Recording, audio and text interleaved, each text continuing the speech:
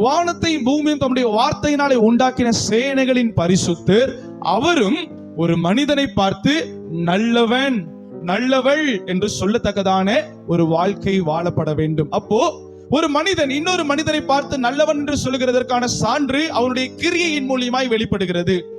ஆனால் தேவன் அவர் கிரியையை பார்க்கிறவர் அல்ல. ஏனென்றால் வெளிப்பிரகாரமாக அவன் நிறைய நல்ல காரியங்களை செய்ய முடியும், ஆனா இருதயம் கர்த்தருக்கு பிரியமுள்ளதா இருக்கணும். ஆமென் சொல்லுங்க பார்க்கலாம். ஆமென். அப்போ எப்படி பார்க்க முடியும்? அதற்கு ஆதாரமாய் ஒரு வசனத்தை நான் உங்களுக்கு காண்பிக்க விரும்புகிறேன். எடுத்து வாசிக்கலாம். 1 சாமுவேல் 16வது அதிகாரம் 7வது வசனத்தை ஒருவர் வாசிக்க நாம் யாவரும் கேட்கலாம். கர்த்தர் சாமுவேலை நோக்கி நீ இவனுடைய முகத்தையும் இவனுடைய சரீர வளர்ச்சியையும்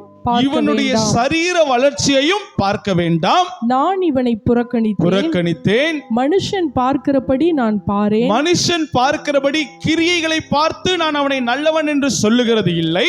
மனுஷன் முகத்தை பார்ப்பான். கர்த்தரோ இருதயத்தை பார்க்கிறார் என்றார். கரம் தட்டி கர்த்தருக்கு நன்றி செலுத்துங்க பார்க்கலாம்.